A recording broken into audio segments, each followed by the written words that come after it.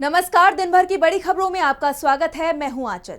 आज इस बुलेटिन में बात होगी वक्फ कानून पर मोदी सरकार की बड़ी हार की, एसआईआर पर चुनाव आयोग को पड़ी फटकार की, जानेंगे कैसे बिहार में मोदी के दौरे ने बीजेपी की बढ़ाई मुश्किल, कांग्रेस ने मोदी पर क्यों लगाए मित्र को फायदा पहुंचाने के आरोप, देखेंगे मोदी शाह ने कैसे पाकिस्तान को कराया फायदा, और बुलेटिन के आखिर में देखेंगे जाने माने कार्टूनिस्ट इरफान की किस खबर पर पड़ी तिरछी नजर। लेकिन दिन भर की तमाम बड़ी खबरों से पहले एक नजर आज की सुर्खियों पर। पंजाब पहुंचे कांग्रेस सांसद राहुल गांधी, बाढ़ प्रभावित क्षेत्रों का लिया जायजा, पीड़ितों से की मुलाकात, मदद का दिया आश्वासन। एआई से हो निगरानी, कैमरा बंद होने पर आया अलर्ट, थानों में सीसीटीवी काम न करने पर सुप्रीम कोर्ट की सख्त टिप्पणी। एनसीपी प्रमुख शरद पवार का आरोप, किसानों की समस्याओं को नजरअंदाज कर रही फडणवीस सरकार, आंदोलन की दी चेतावनी। शेयर बाजार में गिरावट, 118 अंकों की गिरावट के साथ 81,785 पर बंद हुआ सेंसेक्स, तो 44 अंकों की गिरावट के साथ 25,069 पर बंद हुआ निफ्टी। ये तो थी सुर्खियां। अब बात आज की सबसे बड़ी खबर की। वक्फ संशोधन कानून पर मोदी सरकार को जबरदस्त झटका लगा है। कानून के जिन प्रावधानों को चुनौती दी गई थी, कोर्ट ने उन सभी पर रोक लगा दी है। बिहार चुनाव से पहले सुप्रीम कोर्ट के आए इस फैसले ने पूरे एनडीए को ही मुश्किल में डाल दिया है। तो क्या कुछ कहा है कोर्ट ने, देखिए इस रिपोर्ट में। वक्फ संशोधन कानून पर मोदी सरकार को बड़ा झटका लगा है। सुप्रीम कोर्ट के कानून में बदलाव के अधिकांश प्रावधानों पर कैंची चला दी है। सुप्रीम कोर्ट ने कानून में बदलाव के अधिकांश प्रावधानों पर कैंची चला दी है। जिन प्रावधानों को लेकर विवाद खड़ा हो गया था, कोर्ट ने उन प्रावधानों पर रोक लगा दी है। सुनवाई के दौरान सुप्रीम कोर्ट ने वक्फ बोर्ड में कलेक्टर की भूमिका को सीमित कर दिया। अपने फैसले में कोर्ट ने वक्फ कानून की धारा 2C के साथ 3C और 3R को लेकर तस्वीर पूरी तरह साफ कर दी। सीजेआई BR गवई और जस्टिस AG मसीह की पीठ ने अपने आदेश में कहा, धारा 2C में प्रावधान किया गया था कि जब तक नामित अधिकारी की रिपोर्ट दाखिल नहीं होती, संपत्ति को वक्फ संपत्ति नहीं माना जाएगा। लेकिन सुप्रीम कोर्ट ने इस प्रावधान को स्थगित कर दिया है। वहीं धारा C में कलेक्टर को संपत्ति का अधिकार तय करने की शक्ति दी गई थी, लेकिन कोर्ट ने इसे शक्तियों के पृथक्करण का उल्लंघन माना है। अब अंतिम फैसले तक वक्फ का संपत्ति का अधिकार प्रभावित नहीं होगा। धारा 3R में ये शर्त थी कि किसी व्यक्ति को वक्फ बनाने के लिए कम से कम 5 वर्षों तक इस्लाम का अनुयायी होना चाहिए। सुप्रीम कोर्ट ने कहा कि जब तक राज्य से लेकर नियम नहीं बनाते, तब तक ये प्रावधान स्थगित रहेगा। वक्फ करने की 5 साल की लिमिट पर भी रोक लगा दी गई है। कोर्ट ने आदेश दिया कि राज्य वक्फ बोर्ड में 3 से अधिक गैर मुस्लिम सदस्य नहीं होंगे और वक्फ बोर्ड में ये संख्या 4 से अधिक नहीं हो सकती। साथ ही वक्फ बोर्ड का CEO मुस्लिम ही होगा। सीजीआई ने फैसला सुनाते हुए ये भी कहा कि हमने पूरे कानून को लेकर फैसला नहीं दिया है, बल्कि कानून के जिन प्रावधानों को चुनौती दी गई है उन पर रोक लगाई। यानी याचिकाकर्ताओं की आपत्तियों को कोर्ट ने स्वीकार कर लिया, जो मोदी सरकार की बड़ी हार माना जा रहा है। वक्फ कानून पर मोदी सरकार को झटका लगा है, तो एसआईआर पर चुनाव आयोग को भी कड़ी फटकार लगी है। सुप्रीम कोर्ट ने एक बार फिर साफ कह दिया है कि अगर एसआईआर में गड़बड़ी मिलती है तो वो इस पूरी प्रक्रिया को ही रद्द कर देगा। जबकि चुनाव आयोग बिहार के बाद पूरे देश में एसआईआर कराने की तैयारी कर रहा है। तो क्या कुछ कहा सुप्रीम कोर्ट ने, देखिए इस रिपोर्ट में। एसआईआर मामले में सुप्रीम कोर्ट के तेवर बहुत सख्त नजर आ रहे हैं। कोर्ट ने इस प्रक्रिया को चुनौती देने वाली याचिकाओं पर सुनवाई की। इस दौरान जस्टिस सूर्यकांत और जस्टिस जयमाल्या बागची की बेंच ने सवाल किया कि इस समय की स्थिति क्या है। क्या हमें इस बात का आंकलन होने तक इंतजार नहीं करना चाहिए कि ड्राफ्ट वोटर लिस्ट में कितने लोग छूट गए हैं? जिस पर याचिकाकर्ताओं के वकील गोपाल शंकर नारायणन ने कहा कि चुनाव आयोग अब दूसरे राज्यों के साथ आगे बढ़ रहा है, इसलिए कोर्ट एक तारीख दे दे। एडवोकेट वृंदा ग्रोवर ने कोर्ट से कहा कि एक अवैध कार्य प्रणाली के कारण मुझे मतदान के अधिकार से क्यों वंचित किया जाए। जिसके बाद वरिष्ठ वकील अभिषेक मनु सिंघवी ने कोर्ट से गुजारिश की कि वो इस पर जल्दी फैसला सुनाए। वरिष्ठ वकील प्रशांत भूषण ने कहा कि जो हो रहा है वो चुनाव आयोग के नियमों और उनके अपने मैनुअल का घोर उल्लंघन है, कोई पारदर्शिता नहीं है। वहीं बीजेपी नेता और वकील अश्विनी उपाध्याय ने आधार के मुद्दे को फिर उठाते हुए कहा कि इसे 12 दस्तावेजों के बराबर नहीं माना जा सकता, जबकि सुप्रीम कोर्ट पहले ही चुनाव आयोग को निर्देश दे चुका है कि उसे एसआईआर के लिए मान्य दस्तावेजों में आधार को जोड़ना होगा।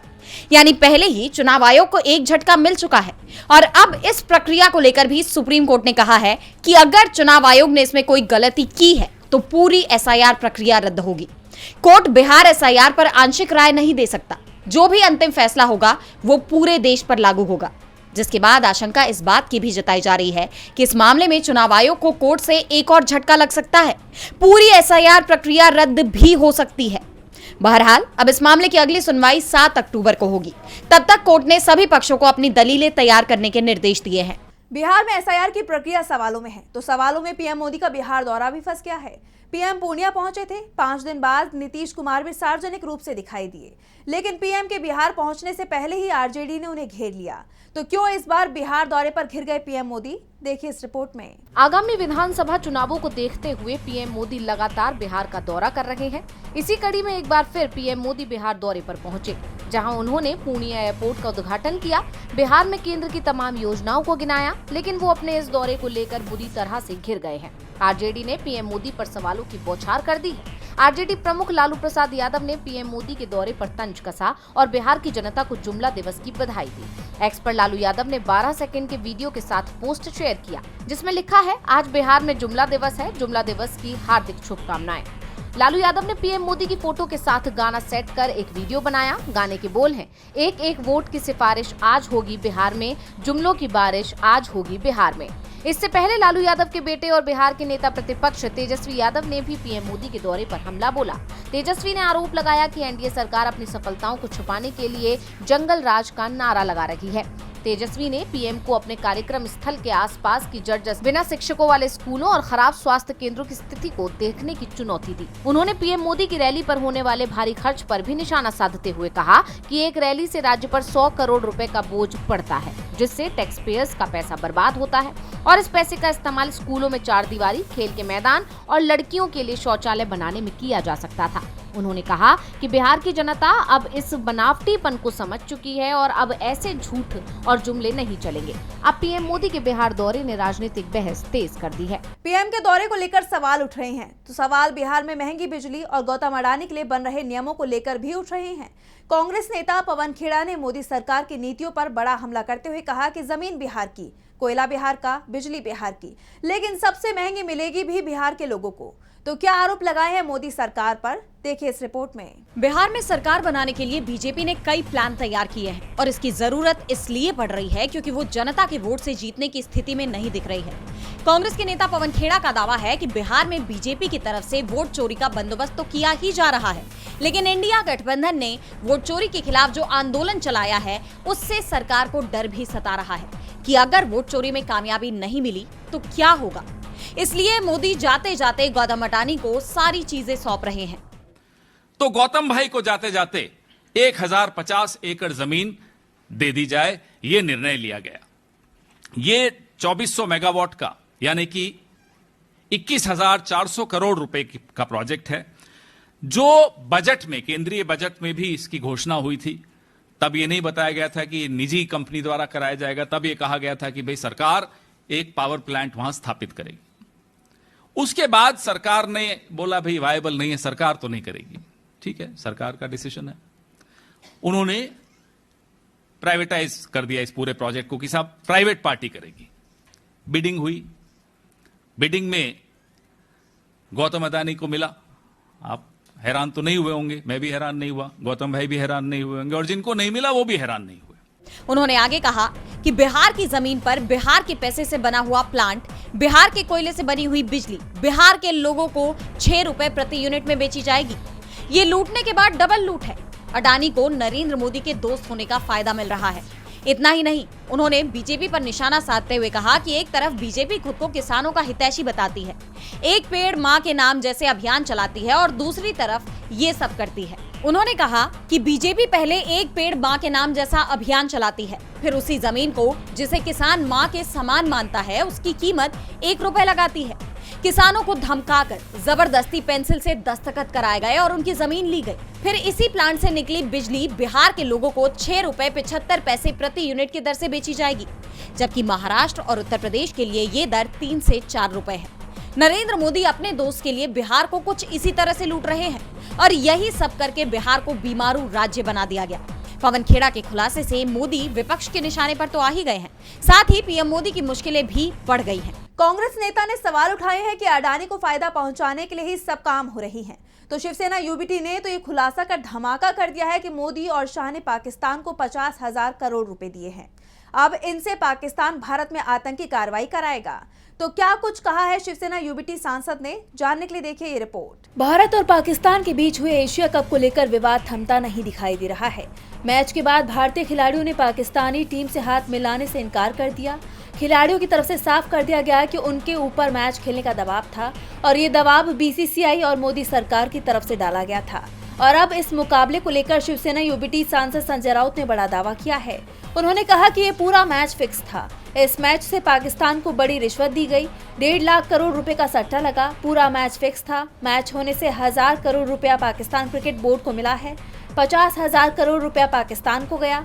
पाकिस्तान को ये पैसा मोदी और अमित शाह के बेटे जय शाह ने दिया है। संजय राउत ने मोदी सरकार से सवाल करते हुए कहा कि IMF और एशियन डेवलपमेंट बैंक से आपने कहा कि लोन नहीं दे, क्योंकि ये पैसा आतंकवादी गतिविधि में इस्तेमाल होगा। कल जो भारत की मदद से पाकिस्तान को पैसा मिला उसका क्या? इसलिए अब सरकार बताए कि पाकिस्तान इस पैसे का इस्तेमाल आतंकवाद में करेगा या नहीं। सुनील गावस्कर का मैं धन्यवाद करता हूं कि उन्होंने कहा कि भारत सरकार ने इस मैच को अनुमति दी। अब संजय राउत के इस बयान ने मोदी सरकार पर कई गंभीर सवाल खड़े कर दिए हैं। सवाल ये भी है कि जब भारत अंतर्राष्ट्रीय मंचों पर पाकिस्तान को आर्थिक मदद न मिलने की बात करता है तो फिर खुद क्यों उसे फायदा पहुंचा रहा है? अब मोदी सरकार इन सवालों का कैसे जवाब देती है, ये देखना होगा। भारत और पाकिस्तान मुकाबले को लेकर पहले से ही देश में गुस्सा दिखाई दे रहा था और अब संजय राउत के आरोपों ने मोदी सरकार को घेर लिया है। तो सरकार को इस बात की चिंता दिखाई दे रही है कि जो गुस्सा अभी लोगों के मन में है वो कहीं सड़क पर ना आ जाए। इसलिए अब मोदी सरकार ने जन आंदोलन को लेकर पहले ही बड़ा प्लान तैयार कर लिया है। तो क्या है सरकार की योजना, देखिए इस रिपोर्ट में। जिस तरह नेपाल में तख्ता पलट हुआ, क्या उसी तरह भारत में भी कुछ होने वाला है? ये सवाल इसलिए उठ रहे हैं क्योंकि मोदी सरकार ने जो फैसला लिया है उसे देखते हुए कहा जा रहा है कि सरकार को जन आंदोलन से डर लग रहा है।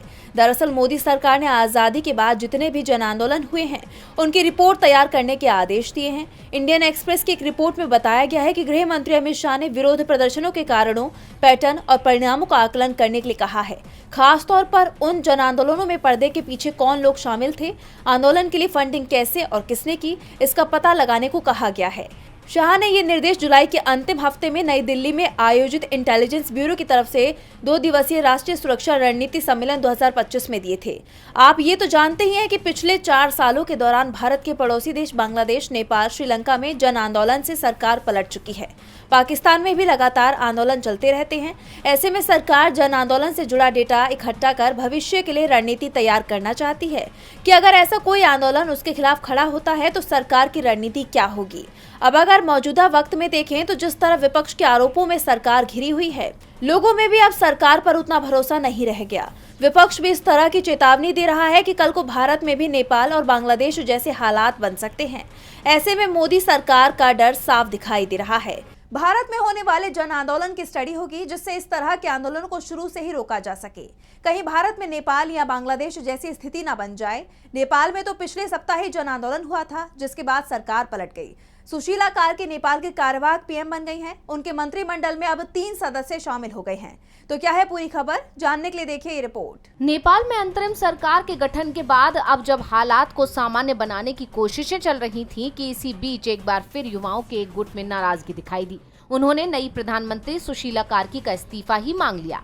उनकी नाराजगी कैबिनेट विस्तार को लेकर है। सुदान गुरुंग के नेतृत्व वाले इस गुट का आरोप है कि अंतरिम सरकार प्रदर्शनकारियों की राय लिए बिना मंत्रियों को चुन रही है।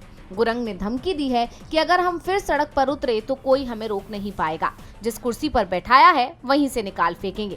दरअसल 15 सितंबर को कार्की के कैबिनेट का विस्तार हुआ। 3 मंत्रियों ने पद और गोपनीयता की शपथ ली। ओम प्रकाश अर्याल ने बतौर गृह मंत्री शपथ ली तो रामेश्वर खनाल को वित्त मंत्री, कुलमान घीसिंग को ऊर्जा मंत्री बनाया गया। अंतरिम सरकार की तरफ से इस हिंसक प्रदर्शन के दौरान देश को हुए नुकसान से उबारने की भी कोशिशें पूरी की जा रही हैं। हिंसा में मरने वालों की संख्या 72 हो गई है। प्रदर्शनकारियों ने देश की सभी महत्वपूर्ण संस्थाओं की इमारतें फूंक दी थी। हालात ये हैं कि प्रधानमंत्री कार्यालय को नए सिरे से तैयार करना पड़ा। नेपाल में सुप्रीम कोर्ट अस्थायी तंबू में चल रही है और इस बीच ओली सरकार के तख्ता पलट को लेकर बड़ा दावा सामने आया है। भारतीय अखबार द संडे गार्जियन की रिपोर्ट में कहा गया कि नेपाल में अमेरिकी हस्तक्षेप के आरोप पहली नजर में राजनीतिक लगते हैं, लेकिन ये निराधार नहीं है। पहले सार्वजनिक किए गए अमेरिकी रिकॉर्ड और बयान बताते हैं कि वॉशिंगटन ने कई बार नेपाल को अपनी सीक्रेट लड़ाइयों का मंच बनाया है, जिसके बाद नेपाल की राजनीति में अचानक आए इस तूफान को लेकर कई सवाल खड़े हो गए हैं। बहरहाल मौजूदा हालात में सुशीला कार्की को भी सरकार चलाने में कई चुनौतियों का सामना करना पड़ेगा, ये तय माना जा रहा है। और बुलेटिन के आखिर में देखेंगे जाने माने कार्टूनिस्ट इरफान की इस खबर पर पड़ी तिरछी नजर।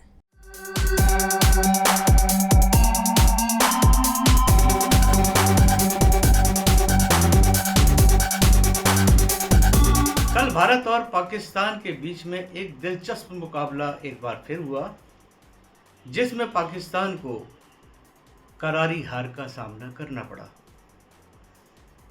शायद ये पहला मौका नहीं था जब खेल से ज़्यादा राजनीति और पैसे ने अपना काम दिखाया। इस बार भी यही हुआ, जहां पर जीतने के बाद में भारत के कप्तान ने पाकिस्तानी कप्तान के साथ में हाथ मिलाना स्वीकार नहीं किया।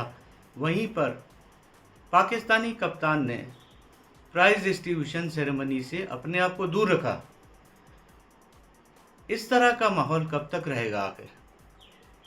क्या दोनों देश कभी सच्ची खेल भावना के साथ में अपना खेल खेलेंगे, या लोगों को इसी तरह से बहलाते रहेंगे?